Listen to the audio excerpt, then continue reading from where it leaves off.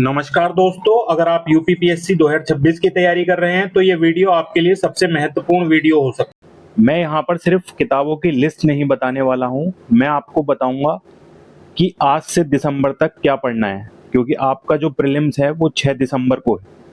तो प्रीलिम्स कैसे पढ़ना है, उसकी तैयारी किस तरीके से करनी है, मेंस की तैयारी कैसे करनी है, कब करनी है, उत्तर लेखन कब से शुरू करना है, करंट अफेयर्स किस तरीके से पढ़ना है और इंटरव्यू तक का रोड मैप आपका किस तरीके का रहेगा। क्योंकि मैं खुद भी एक चयनित छात्र हूं और मेरे मार्गदर्शन में कई विद्यार्थियों का भी चयन हुआ है, इसलिए जो मैं यहाँ पर बताऊंगा वे केवल ऐसी ही नहीं बताऊंगा, वे सब सैद्धांतिक होंगी, ठीक है, और वह मैं अपनी वास्तविक तैयारी के अनुभव पर बताऊंगा। सबसे बड़ी गलती छात्रों की क्या होती है कि वो 90% छात्र किसमें, प्रीलिम्स में ही बिजी रहते हैं और उसको ही पढ़ते रहते हैं। पहले ये सोचते हैं कि प्रीलिम्स निकल जाएगा, मेंस तो देख लेंगे, लेकिन ये छात्रों की सबसे बड़ी गलती होती है। ये आपको हमेशा ध्यान रखना है कि प्रीलिम्स केवल एलिमिनेशन राउंड है, फाइनल सिलेक्शन नहीं है। तो फाइनल सिलेक्शन किससे होगा? आपका मेंस और इंटरव्यू से। इसलिए जो आपकी तैयारी होनी चाहिए वो इंटीग्रेटेड होनी चाहिए। तो कभी भी आपको ये नहीं सोचना है कि मेरा प्रीलिम्स निकल जाएगा तो मैं मेंस देख लूंगा, और ऐसा कभी हो भी नहीं सकता। अगर आप प्रीलिम्स निकाल लेंगे तो मेंस की यदि आपने तैयारी नहीं की होगी तो मेंस आपका ऐसे ही हो जाएगा हवा में। ये बहुत ही मुश्किल है। तो सबसे पहले तो आपको यूपीपीएससी का पूरा सिलेबस समझना पड़ेगा। तो यूपीपीएससी का सिलेबस समझने के लिए आपको क्या करना है? सबसे पहले सिलेबस को क्या करवाना है? आपको प्रिंट करवाना है, ठीक है ना। सिलेबस को आप प्रिंट करवा लीजिए और हर टॉपिक के PYQ लिखिए, ठीक है, प्रीवियस ईयर क्वेश्चन। मतलब आप जो भी कर रहे हैं उसका प्रीवियस ईयर क्वेश्चन आपके पास होना चाहिए।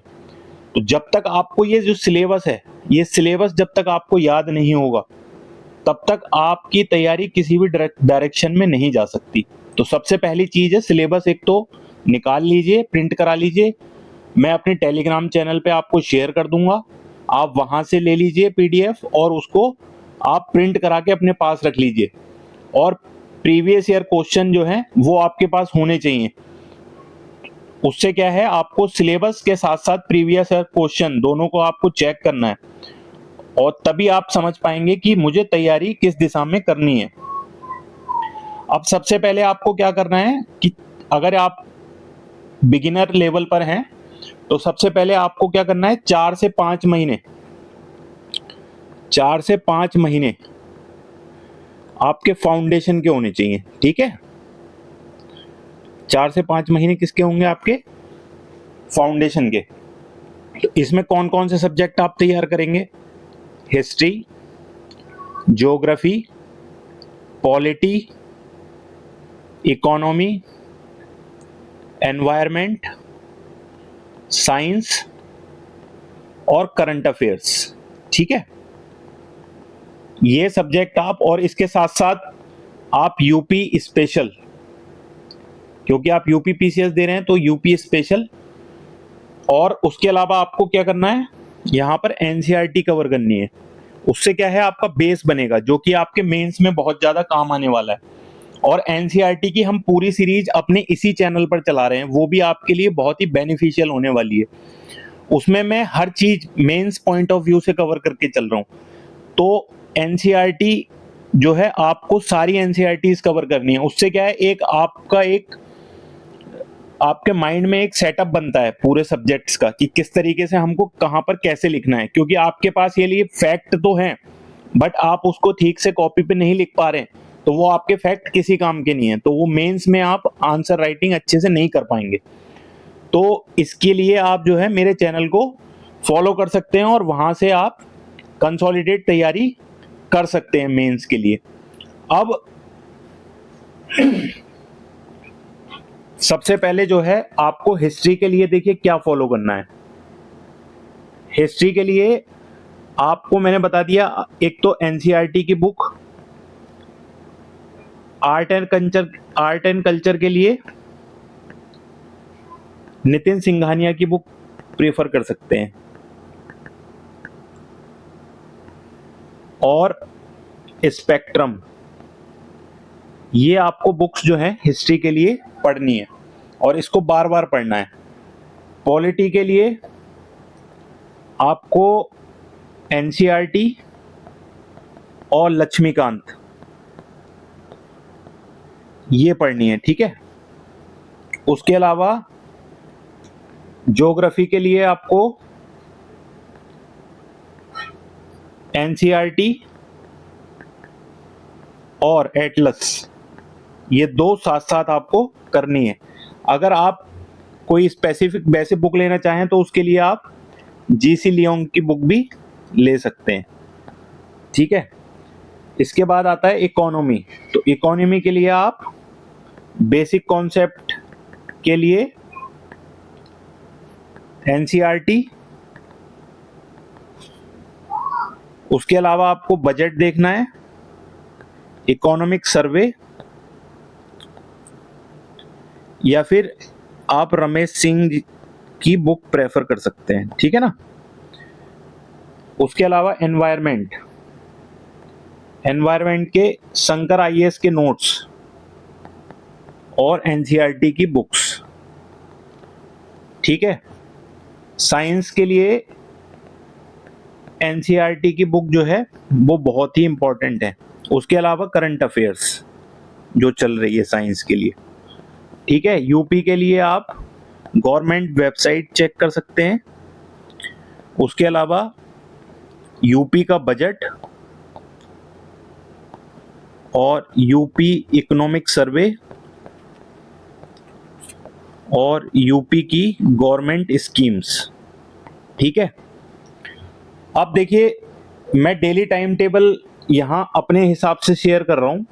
अगर आपको ठीक लगता है तो इसको फॉलो कर सकते हैं, अदरवाइज टाइम टेबल आप अपने हिसाब से बनाइए जिस तरीके की आपकी अवेलेबिलिटी है टाइम की, ठीक है। आप क्या जॉब कर रहे हैं, या फिर आप फ्री हैं या नहीं हैं, या आप फुल टाइम एस्पिरेंट हैं। तो मैं फुल टाइम एस्पिरेंट के हिसाब से बताता हूँ। फुल टाइम एस्पिरेंट के हिसाब से आप मॉर्निंग आवर्स में करंट अफेयर्स पढ़ सकते हैं 1 आवर। उसके अलावा कोई एक सब्जेक्ट आप ले सकते हैं 2 आवर्स के लिए, और दूसरा सब्जेक्ट आप ले सकते हैं वो भी 2 आवर्स के लिए। मतलब 4 to 5 आवर्स आपको मॉर्निंग में करना है। उसके बाद आफ्टरनून में आप 1 आवर जो है वो रिवीजन का दीजिए, और 2 घंटे आप यहाँ पे एमसीक्यू प्रैक्टिस कीजिए। इवनिंग में आप जो है मेंस आंसर राइटिंग की प्रैक्टिस कीजिए 1 आवर, और 1 घंटा जो है आपका वो रिवीजन का होना चाहिए। तो लगभग 9 से 10 घंटे आपका जो है वो क्वालिटी स्टडी होनी चाहिए, ठीक है। इससे ज्यादा पढ़ने की जरूरत नहीं है आपको, ठीक है। अब करंट अफेयर्स के लिए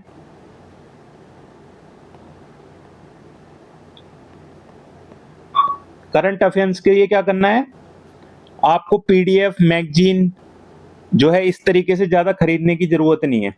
मैं करंट अफेयर्स डेली बेसिस पे लगभग सारी चीजें कवर करके चल रहा हूं, तो आप मेरे चैनल को भी फॉलो कर सकते हैं, या फिर मेरा टेलीग्राम चैनल ज्वाइन कर लीजिए। वहां पर मैं पीडीएफ शेयर कर देता हूं, तो वहां से आप रिवीजन इसका कर सकते हैं। और एक चीज का हमेशा ध्यान रखना है कि करंट अफेयर को हमेशा स्टैटिक के साथ जोड़ के चलना है, स्टैटिक से जोड़ के चलना है। इससे आपको क्या होगा, एक इंटीग्रेटेड तैयारी होगी और उसमें आपको लिखने में बहुत हेल्प मिलेगी।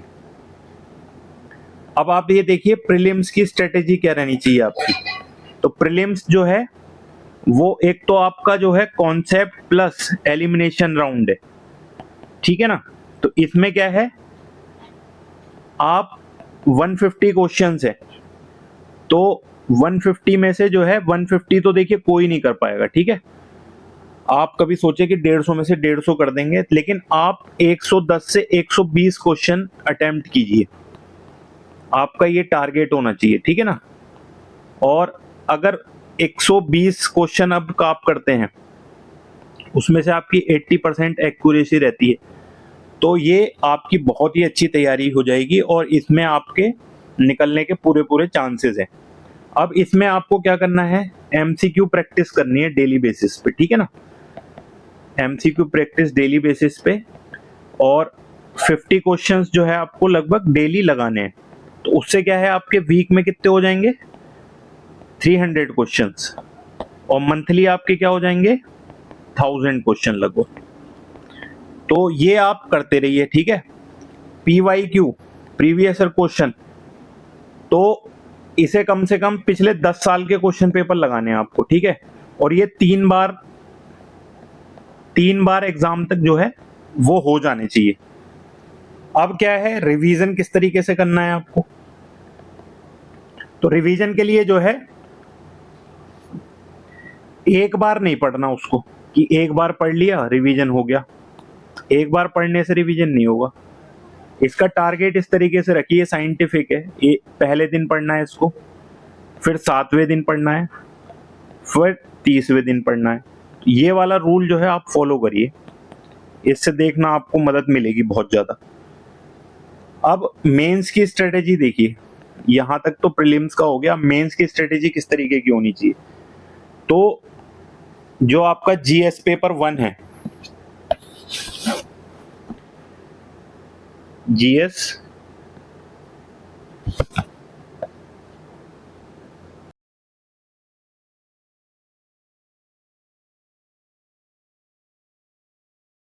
जो आपका जीएस पेपर 1 है, उसमें आपका क्या आता है, हिस्ट्री, सोसाइटी, ज्योग्राफी, ठीक है।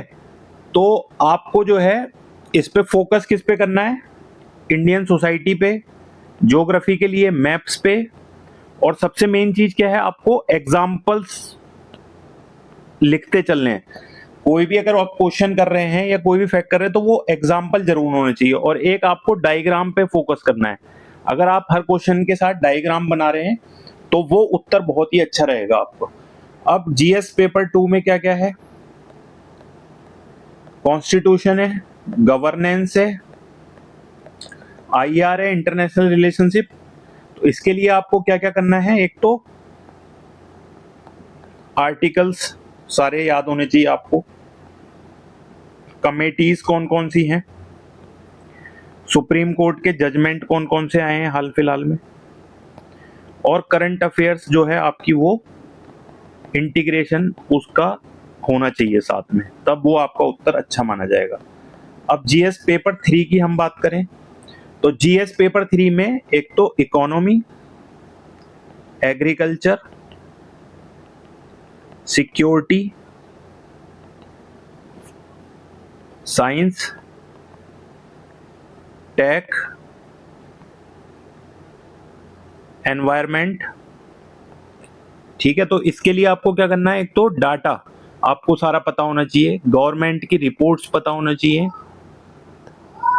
नीति आयोग की नीति आयोग का डाटा आपको पता होना चाहिए, इकोनॉमिक सर्वे के बारे में पता होना चाहिए, बजट, ये सारी चीजें आपको ये जोड़ के लिखनी है। जीएस पेपर 4, ये पेपर बहुत इंपॉर्टेंट है, ये इथिक्स का पेपर है, ठीक है। तो इथिक्स में एक तो आपको सारी डेफिनेशन पता होना चाहिए, ठीक है, एग्जाम्पल्स पता होने चाहिए, केस स्टडीज आपको पता होना चाहिए, अपने पर्सनल एग्जाम्पल भी आप इसमें यूज कर सकते हैं, करंट एडमिनिस्ट्रेटिव एग्जाम्पल आपको पता होना चाहिए, आईएएस ऑफिसर्स के एग्जाम्पल्स जो वो काम कर रहे हैं उनके बारे में पता होना चाहिए, और डिस्ट्रिक्ट का इसमें इनोवेशन कहाँ पर क्या हुआ है वो भी आपको पता होना चाहिए। अगर आप ये यूज करेंगे तो एक ये लाइव एक तरीके से आंसर राइटिंग इसको कहा जाएगा। अब जीएस पेपर 5 की बात करें तो ये यूपी स्पेशल है, तो इसमें आपको UP economy, agriculture, tourism, culture, industry के बारे में, लॉ एंड ऑर्डर के बारे में, स्कीम्स के बारे में, डेमोग्राफी के बारे में, बजट के बारे में और इकोनॉमिक सर्वे। तो ये सारी चीजें आपको क्या है यूपी के बारे में पता होनी चाहिए। उसके अलावा सरकारी जितनी भी रिपोर्ट्स हैं, गवर्नमेंट की जो रिपोर्ट्स हैं वो पता होनी चाहिए आपको। तो आंसर राइटिंग देखिए सबसे महत्वपूर्ण है मेंस के लिए, ठीक है। तो इसकी शुरुआत अब क्या है, फर्स्ट डे से मत कीजिए,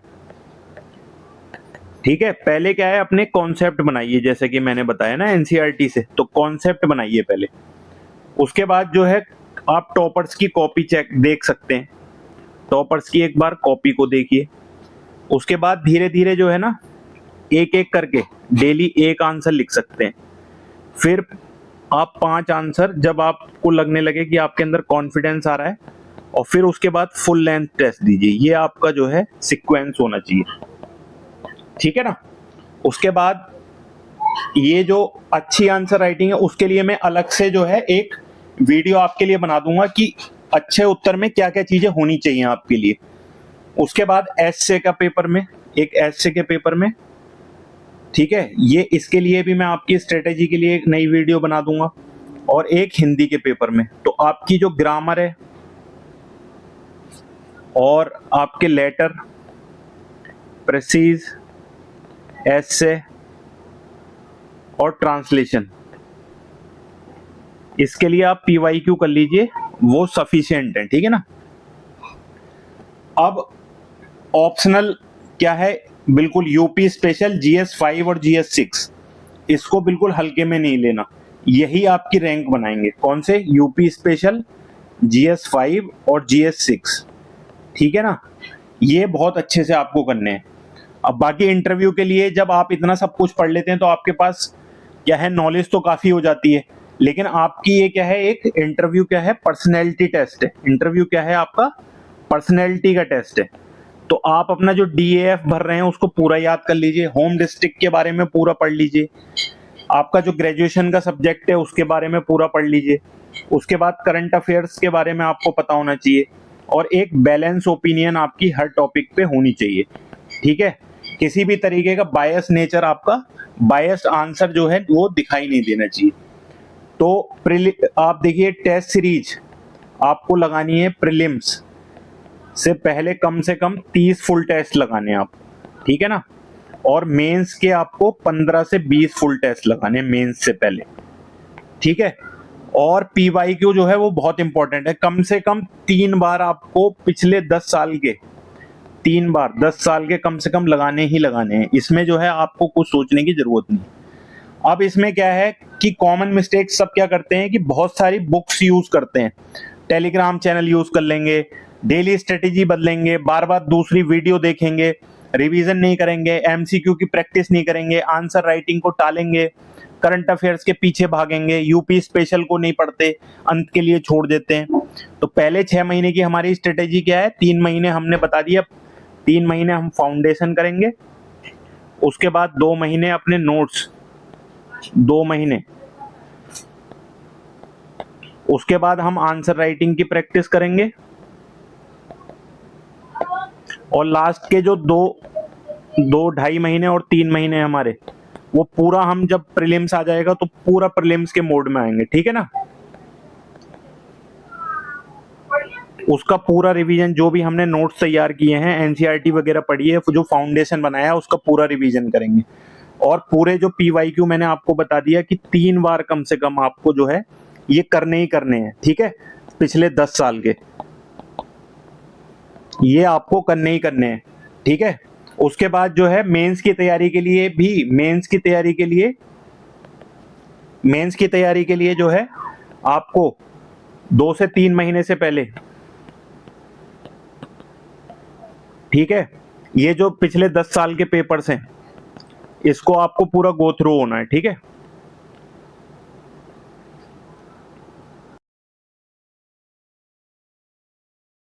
करने की जरूरत है, लेकिन आपको सही रणनीति इसके बारे में पता होनी चाहिए। अगर आपका लक्ष्य केवल प्रीलिम्स निकालना है तो आपकी एक बिल्कुल आधी तैयारी है, लेकिन यदि आपका लक्ष्य अंतिम चयन है तो आज से ही जो है प्रीलिम्स और मेंस की जो है इंटीग्रेटेड तैयारी शुरू कर दीजिए। एक एक दिन का जो है डिसिप्लिन, मेन चीज है इसमें डिसिप्लिन। अगर आपका डिसिप्लिन है और आप बिल्कुल डेली रिवीजन कर रहे हैं और आप PYQ कर रहे हैं, ठीक है, डेली आंसर राइटिंग कर रहे हैं, तो आप जो है निश्चित रूप से चयन होंगे। और मैं यहाँ पर प्रेप नोवा की तरफ से आपको ये श्योर करता हूँ कि आपका जो पूरा सिलेबस है, prelims, mains, UP special, answer writing, current affairs, यहाँ पे हम पूरी तरीके से आपके साथ हैं और एग्जाम तक आपके साथ में रहेंगे, ठीक है। तो जितना भी मैंने बताया है कोशिश करिए उसको फॉलो करने की, और ज्यादा से ज्यादा आप कोशिश करिए कि अपनी चीजों को रिवाइज करते रहें, जिससे आपको एग्जाम निकालने में बहुत ज्यादा मदद मिलेगी। चलिए ठीक है, मिलते हैं हम अगली वीडियो में, तब तक के लिए नमस्कार।